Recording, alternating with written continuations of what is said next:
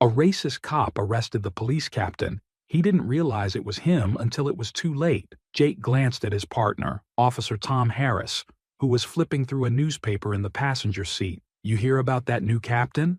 Tom asked, not looking up from the paper. Jake shook his head. "Nope, just hoping he's not another pencil pusher."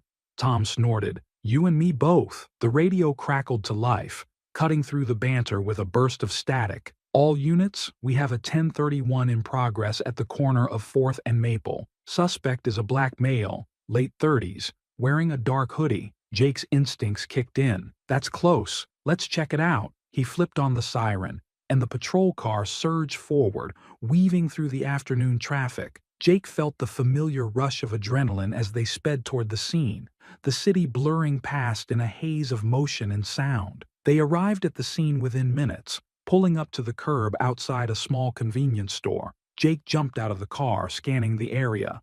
His eyes locked onto a black man emerging from the store, matching the description given over the radio. The man paused, spotting Jake and Tom, and his expression shifted to one of surprise. "There he is," Jake muttered, motioning to Tom. "Let's move." The man started walking briskly down the street, his hands in his pockets. Jake called out, his voice firm. "Sir, stop right there." The man turned, calm but slightly wary. "Can I help you, officers?" Jake approached, hand resting on his holstered weapon. "We received a report about a robbery.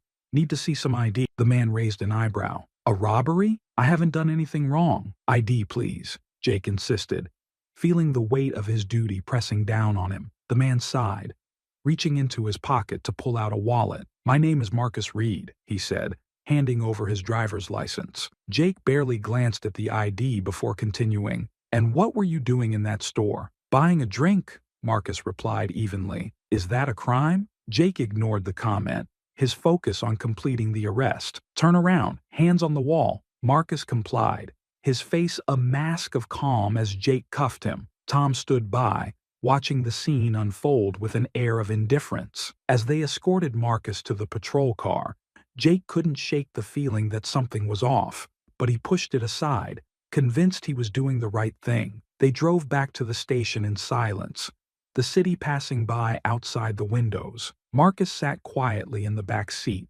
seemingly unbothered by the situation. Jake tried to justify his actions in his mind, reminding himself of the call they had received. He was just following protocol. The station buzzed with activity as they pulled into the parking lot. Jake and Tom led Marcus inside, where several officers turned to watch the new arrival with interest. The air was thick with anticipation, curiosity evident on every face. "Take him to processing," Jake instructed Tom, who nodded and moved to comply. As they reached the processing desk, Marcus spoke up, his voice carrying an authority that silenced the room. "I think it's time to clear up this misunderstanding." Jake frowned, confusion evident in his expression. "What misunderstanding?" Marcus smiled faintly. "I'm Marcus Reed, your new captain." The room fell silent, the revelation landing like a bombshell. Jake felt the blood drain from his face as he processed the words. His mind raced, struggling to reconcile the man he had just arrested with the image of his new superior. "Captain Reed?" he stammered, incredulity mingling with a growing sense of dread. Marcus nodded, his eyes meeting Jake's with a calm intensity. "Yes, and I believe we have a lot to discuss about this department's approach to policing." The weight of his mistake crashed down on Jake, leaving him speechless. Around him, whispers spread through the station, and the reality of what had just happened began to sink in. The arrest that was supposed to be routine had turned into a defining moment, not just for Jake but for the entire police department. The seeds of change had been planted, and the road ahead promised to be anything but easy. The station was filled with a tense energy as word of the new captain's arrest spread through the halls. Officers exchanged glances and whispered conversations buzzed like static electricity. Jake stood frozen,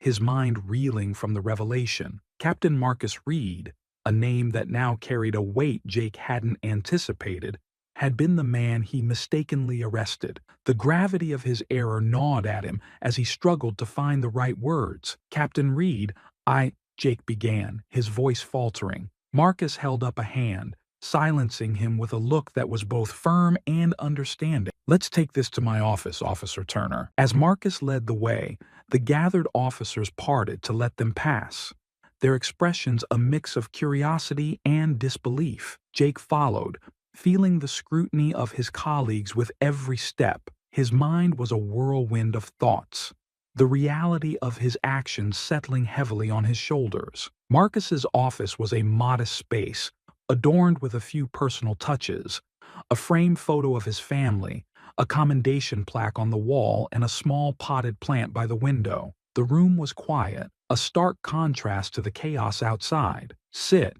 Marcus instructed, gesturing to a chair. Jake complied, his nerves frayed. "Captain, I didn't know." Marcus cut him off with a raised hand. "I'm aware you didn't know. And that's precisely the point, Officer Turner." Jake swallowed hard, the implications of Marcus's words sinking in. "I thought I was following protocol. The call, the description." Marcus leaned forward, his gaze steady. "The description was vague, and yet you assumed. That's the problem we're here to address. It's not just about following orders, it's about challenging our assumptions and doing better." Jake nodded, shame washing over him. "I understand, Captain.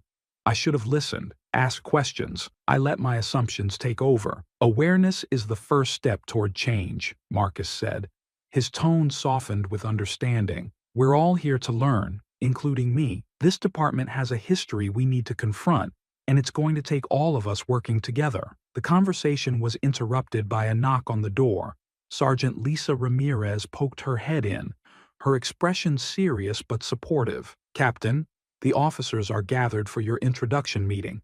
They're expecting you." Marcus nodded and stood, motioning for Jake to follow. "Let's go." The briefing room was filled with officers, all eyes on Marcus as he entered. The atmosphere was thick with anticipation, the kind that came with the promise of change. Jake took a seat at the back, feeling the weight of his colleagues' gazes as Marcus approached the podium. "Good afternoon, everyone," Marcus began, his voice carrying a calm authority. "For those who haven't met me yet, I'm Captain Marcus Reed, and I want to address the incident earlier today." The room was silent, the air charged with expectation. Marcus continued, his tone unwavering. "Today highlighted a challenge we face as a department, one that's not just about protocol, but about perception. We must hold ourselves to a higher standard, one that sees beyond assumptions and embraces accountability." Jake listened intently, each word resonating with him. He felt a strange mix of relief and determination, understanding that Marcus's leadership was a call to action. "I'm not here to point fingers," Marcus said, meeting the eyes of the officers around the room. "I'm here to work with each of you to foster a culture of openness, understanding, and respect. This won't happen overnight, but it will happen." The words were simple, yet powerful, their impact clear in the thoughtful expressions of the gathered officers. Jake felt a flicker of hope, hope that change was possible, and that he could be part of it. As the meeting concluded, officers began to disperse, their conversations a mixture of cautious optimism and curiosity. Jake lingered for a moment, his mind still processing the day's events. "Jake!" a voice called out, breaking through his thoughts. He turned to see Lisa approaching, her expression kind but firm. "Hey, Lisa," Jake replied, managing a weak smile. "You okay?" she asked, her concern evident. Jake sighed, running a hand through his hair. "Yeah, just processing everything. I really messed up," Lisa nodded, placing a reassuring hand on his shoulder. "We all make mistakes. What's important is how we learn from them." "Marcus is right. This is a chance for all of us to do better." Jake nodded, grateful for her support. "I know. I'm ready to learn, to change." "Good," Lisa said, giving his shoulder a squeeze, "because we're going to need everyone on board to make this work." As Lisa walked away, Jake took a deep breath, feeling a renewed sense of purpose. The road ahead would be challenging, but he was determined to confront his biases and work toward a better future, for himself, for the department, and for the city they served. The days following Captain Marcus Reed's introduction were tense, with a palpable undercurrent of skepticism running through the station. While some officers welcomed the prospect of change, others clung to their entrenched beliefs. viewing Marcus's arrival as a disruption to the status quo. Officer Jake Turner found himself caught in the middle, grappling with his own biases while trying to navigate the shifting dynamics of his workplace. Jake sat at his desk, staring at the stack of paperwork in front of him, but his mind was elsewhere. He replayed the arrest in his head. Marcus's calm demeanor contrasted against his own rash actions. It was a humbling moment that forced him to confront the uncomfortable truth about his assumptions. The sound of chairs scraping across the floor broke his reverie as officers gathered for another department meeting. Marcus stood at the front, his presence commanding attention without demanding it. The room was filled with a mix of anticipation and apprehension. "Thank you all for coming," Marcus began, his tone steady. "Today, we're going to discuss some changes I plan to implement.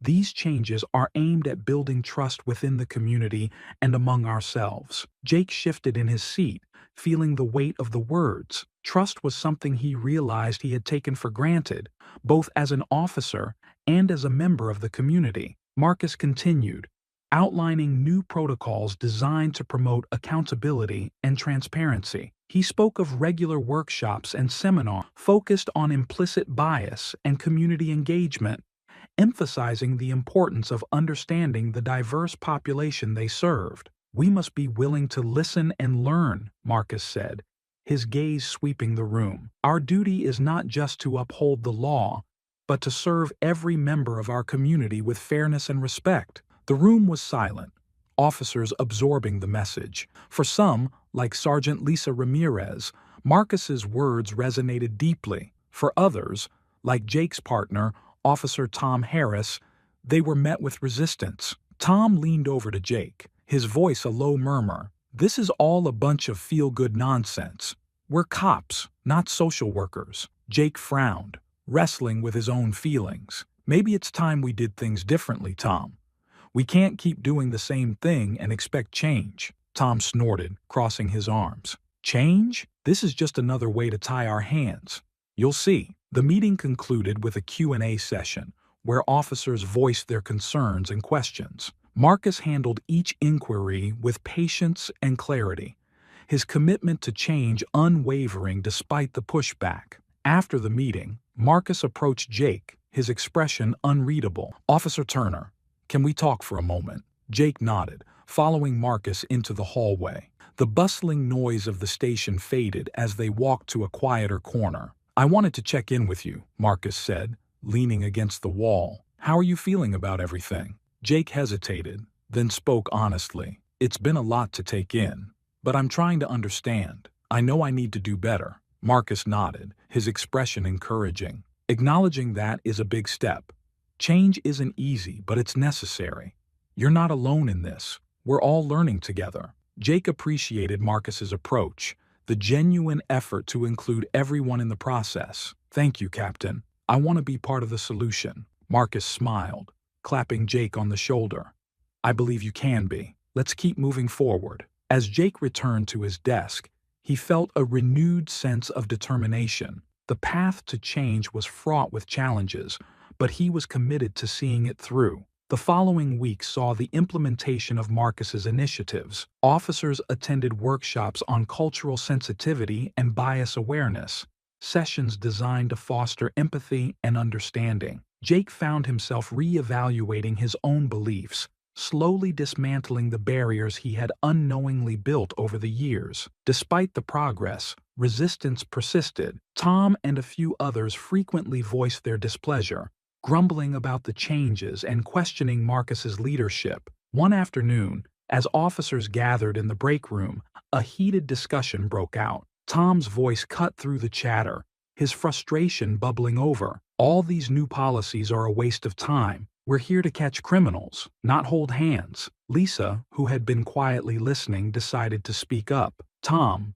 we're here to protect and serve. That means everyone in our community deserves respect and fair treatment." Tom scoffed. "And what about respect for us? We're the ones out there risking our lives." Jake joined the conversation, his voice steady. "That's true. But we can't forget why we signed up for this job. It's about more than just enforcing laws.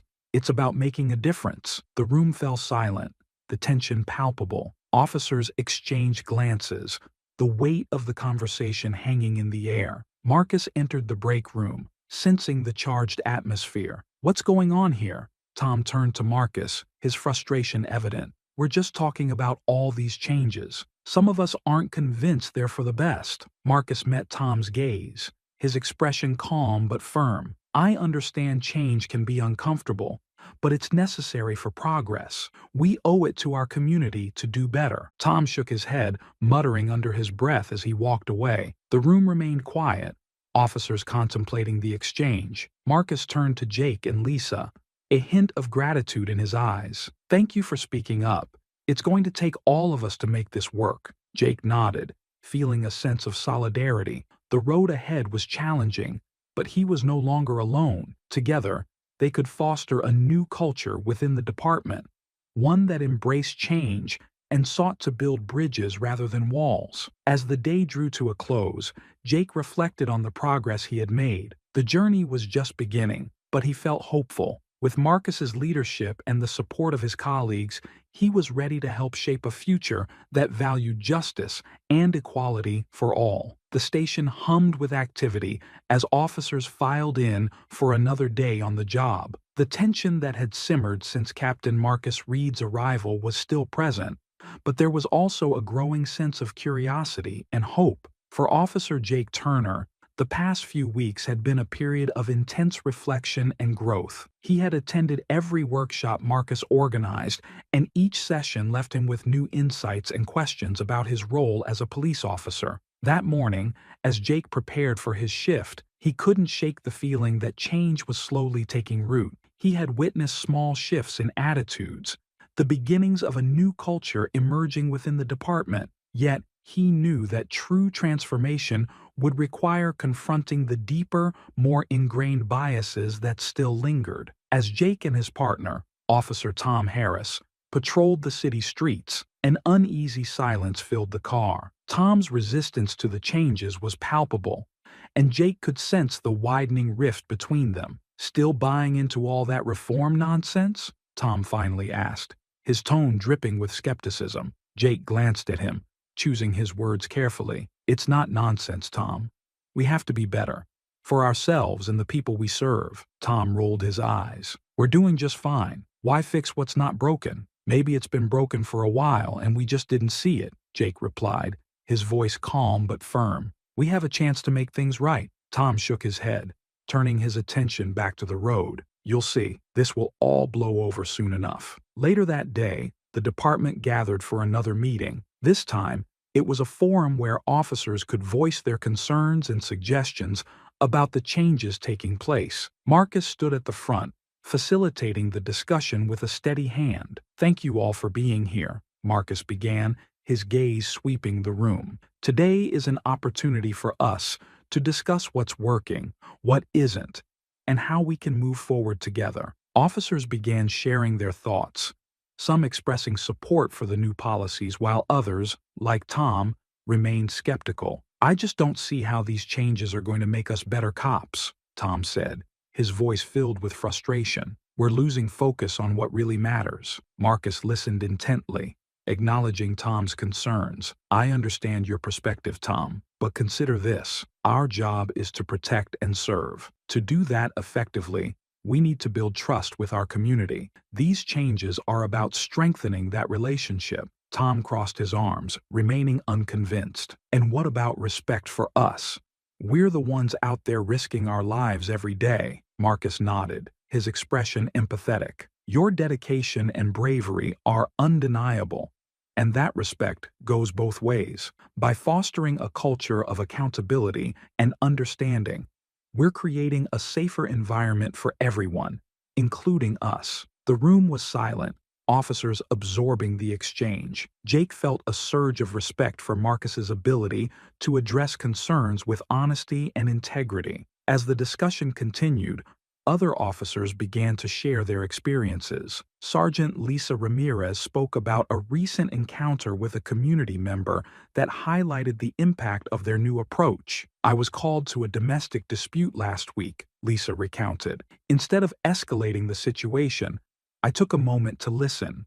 to really understand what was happening. It made all the difference. The family thanked me for treating them with respect and compassion. Jake nodded, inspired by Lisa's story. It was a testament to the power of empathy and the impact of their efforts to change. The meeting concluded with a renewed sense of purpose, officers leaving the room with a clearer understanding of the path ahead. Jake lingered, watching as Marcus and Lisa exchanged a few words. "Hey, Jake," Marcus called out, noticing him. "Got a minute?" Jake approached, curious about what Marcus wanted to discuss. "Sure, Captain. What's up?" "I wanted to thank you for your contributions today," Marcus said, his tone appreciative. "You've shown a lot of growth, and it's making a difference." Jake felt a warmth spread through him at Marcus's words.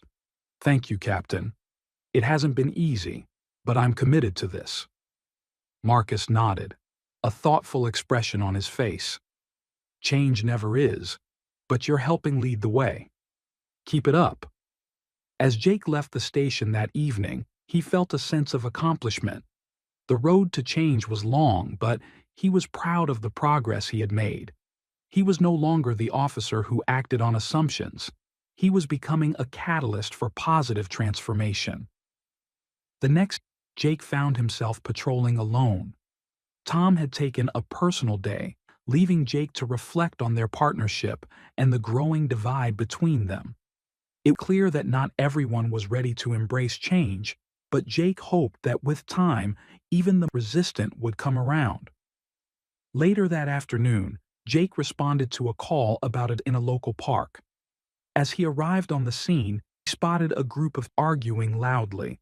Remembering the lessons from Marcus's, he approached with a calm demeanor, ready to listen and de-escalate the situation.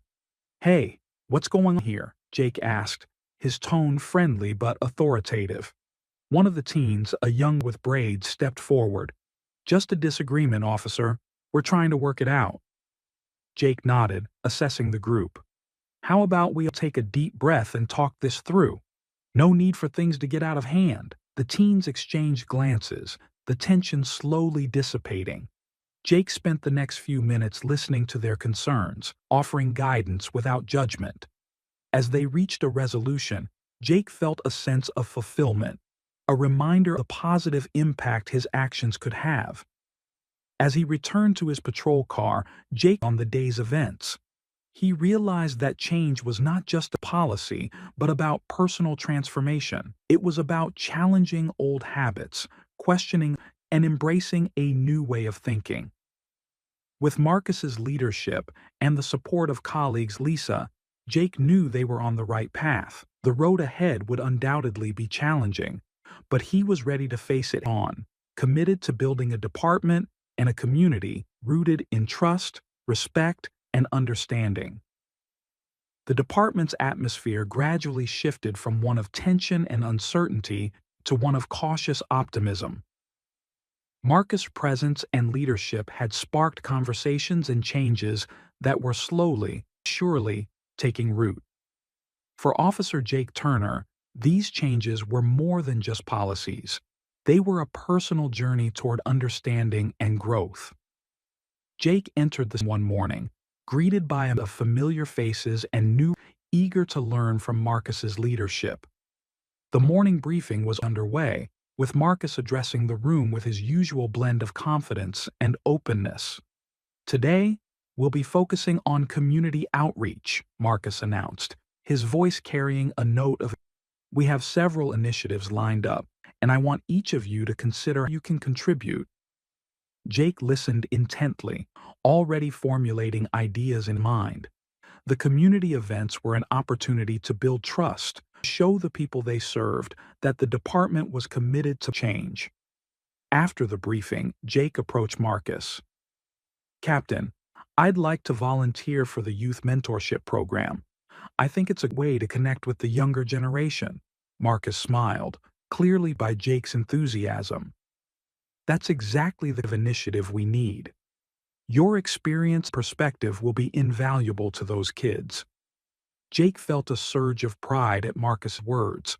The mentorship program was designed to provide guidance and support to at-risk youth, offering them a positive role model and a safe space to discuss their challenges. The program kicked off the following week with a group of officers meeting at the local community center. Jake was paired with a small group of teenagers, each with their own stories and struggles. One of the teens, a young boy named Malik, stood to Jake. Malik was quiet, often sitting at the edge of the group with his arms crossed, a guarded expression on his face. Jake saw a reflection of his younger self in Malik, a kid trying to navigate a world that didn't always make sense. During their first session, Jake introduced himself, sharing his journey to becoming a police officer. He spoke openly about the mistakes he had made and the lessons he had learned, hoping to break down the barriers between them. "I know what it's like to feel misunderstood," Jake said, his tone genuine. "But I'm here to listen and help you find your own path." Malik remained silent, his eyes studying Jake with a mix of curiosity and skepticism. Jake knew that building trust would take time, but he was committed to earning it. Over the next few weeks, Jake met regularly with the group, facilitating discussions and activities that encouraged open dialogue and self-expression. Slowly, Malik began to open up, sharing snippets of his life, his love for basketball, his struggles at school, and the challenges he faced at home. One afternoon, as the group gathered for their session, Malik approached Jake, a tentative smile on his face. "Officer Turner, can I talk to you for a minute?" "Of course, Malik," Jake replied, gesturing for him to sit down. "What's on your mind?" Malik hesitated, then took a deep breath. "I wanted to thank you for listening. It means a lot to know there's someone who cares." Jake felt a warmth spread through him, Malik's words affirming the importance of their work. "I'm glad to hear that, Malik. You're a smart kid with a bright future, and I'm here to support you." As they continued their conversation, Jake realized how much he had learned from Malik and the other teens. They had taught him the value of empathy, the importance of listening, and the power of connection. Back at the station, Jake shared his experiences with Marcus and Lisa, eager to discuss the impact of the mentorship program. "It's amazing to see how much these kids have to offer," Jake said, his enthusiasm evident. "We have a real opportunity to make a difference in their lives." Marcus nodded, his expression thoughtful. "And they're making a difference in ours. It's a two-way street, Jake. We're not just teaching them, we're learning from them." Lisa chimed in, her voice filled with pride. "The work you're doing is changing lives, Jake. It's exactly what this department needs." As the weeks passed, the department's outreach efforts continued to expand. Officers participated in neighborhood events, hosted community forums, and collaborated with local organizations to address the needs and concerns of the residents. Jake found himself growing more confident and self-assured in his role. The lessons he had learned, both from Marcus's leadership and his interactions with the community, had transformed him into a more compassionate and thoughtful officer. Despite the progress, challenges remained. Resistance from some quarters persisted, but Jake had learned to navigate these obstacles with patience and understanding. He knew that real change took time and that every small step forward was a victory. One evening, as Jake prepared to leave the station, he encountered Tom in the parking lot. The tension between them had lessened, but Jake knew there was still work to be done. "Hey, Tom," Jake called out, approaching his partner. "You heading home?"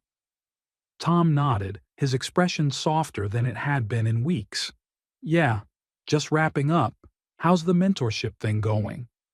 Jake smiled, sensing a shift in Tom's attitude. "It's going well. The kids are incredible. They've taught me a lot." Tom leaned against his car, a contemplative look on his face. "I've been thinking about what you said. Maybe I was too quick to judge." Jake appreciated Tom's honesty, recognizing the courage it took to admit a change of heart. "It's not easy, Tom. But we're all learning, and it's never too late to start." Tom nodded, a hint of a smile on his lips. "Maybe I'll join you next time. See what it's all about." Jake felt a sense of hope at Tom's words. a reminder that change was possible for everyone. As they parted ways, Jake realized that the journey was far from over, but he was ready to face whatever came next. With Marcus's leadership and the growing unity within the department, Jake knew they were building a foundation for a brighter future. They were not just officers of the law, they were bridge builders, working to create a community rooted in trust, respect, and understanding. And in that journey, Jake had found his purpose, committed to making a difference one step at a time.